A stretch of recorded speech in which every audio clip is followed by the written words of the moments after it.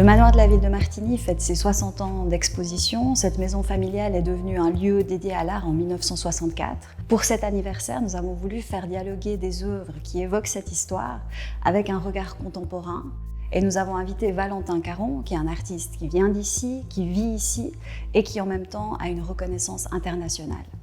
Il a exploré la collection de la ville de Martigny, qui est une collection qui témoigne à sa façon de ses 60 ans de vie artistique et qui conserve aussi de nombreuses œuvres d'artistes qui ont justement exposé au manoir au fil des années. Valentin Caron a posé son regard sur cette collection, il a sélectionné des œuvres et il les met en résonance avec son travail personnel ici au manoir.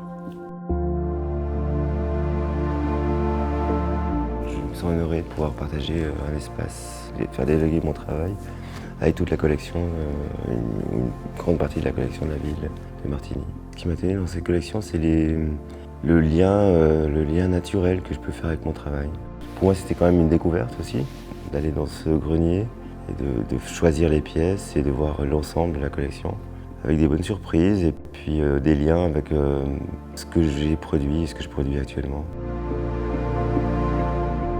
Une pièce qui me touche particulièrement, c'est l'Helvetia de Courbet. Je m'étais déjà, il y a quelques années, renseigné là-dessus, sur le cadeau fait à la ville de Martigny par l'artiste, parce qu'il avait tellement été ému de son accueil en fanfare sur les quais de la gare. Pour moi, c'est un lien qui est assez fort avec l'histoire de l'art, parce que pour moi, Courbet, peut-être, ou même sûrement le premier artiste d'art moderne, contemporain, où l'individu reprend vraiment le pas sur les programmes ecclésiastiques ou politiques, surtout politiques.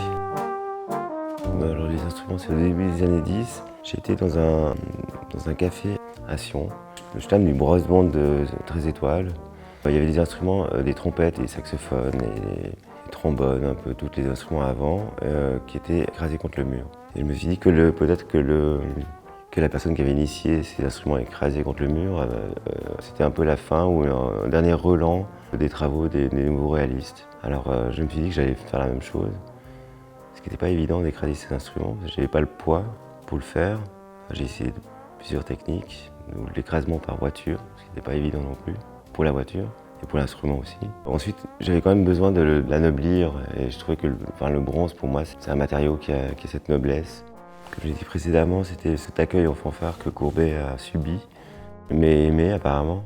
Et tout d'un coup, justement, là, il y a déjà un dialogue pour moi qui se crée entre mon travail et puis cette œuvre importante.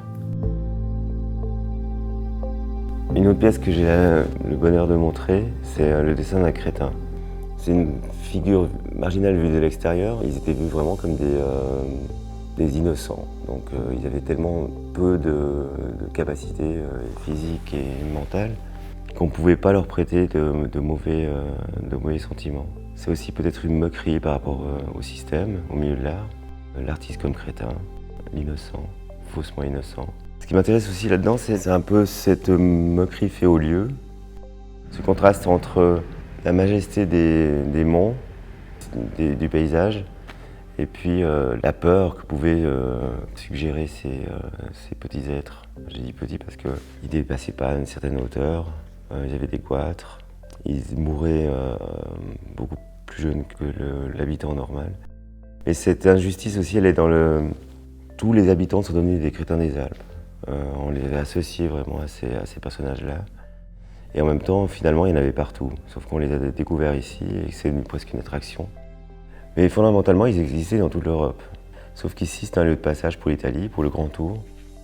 Donc ils étaient disponibles, à disposition. Il y a un peu cette contradiction, c'est qu'on veut faire ce voyage transalpin, on doit passer par ici, puis en même temps, il y a un enchantement du paysage, un désenchantement du personnage et de la population. Moi, j'aime bien cette rugosité.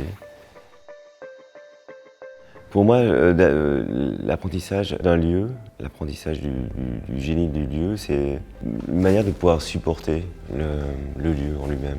D'y trouver des dates, de plonger dans le passé, de trouver des œuvres, de trouver des emplacements, d'élaborer des scénarios par rapport à des œuvres présentes.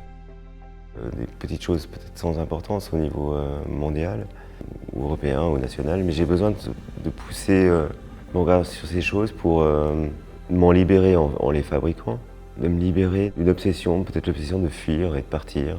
Donc j'essaie de m'évader avec les objets, avec les lieux, avec les lieux-dits. Et ça compense mes frustrations peut-être de voyage, mes interdits de faire ces voyages. C'est une manière de résister. Et en même temps, c'est de l'évasion.